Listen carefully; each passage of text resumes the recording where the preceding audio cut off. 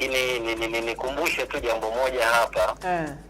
Niwakumbushe wadau wetu na wafuatiliaji wa kipindi kwamba soka la Afrika kwa ujumla wake linahitaji maboresho makubwa sana.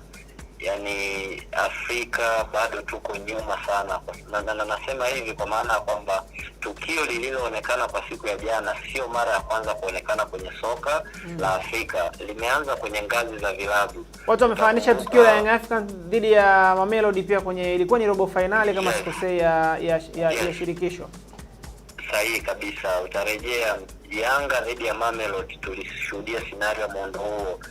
Simba dhidi ya RS Berkane, timu kutoka Morocco, tulishuhudia tukio la namna hiyo. Kwa hiyo viongozi wanaosimamia soka la Afrika nadhani wana haja ya dhati kabisa ya kujitafakari kwenye haya matukio yanayoonekana, kwa sababu ukiwa unatoa priorities kwa vilabu au mataifa makubwa, maana yake ni kwamba una discourage hata wale ambao mara zote wamekuwa wakionyesha efforts zao kufanya kilicho bora.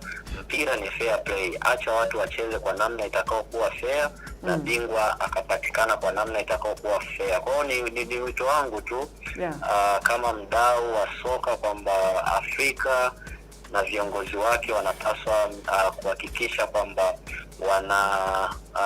soka linasimamiwa kwa weledi na kuhakikisha bingwa anapatikana kwa namna ambayo itakuwa ni fair zaidi. Ukiendelea kwa mtindo huu, maana yake hata vile vilabu ambao au mataifa ambayo yanaendelea kupambana na kufanya vizuri kwenye soka, itakuwa ni ngumu kwa wao kufanya hivyo endapo viongozi, mfumo mzima wa soka hauwaruhusu wao kuonyesha kile walicho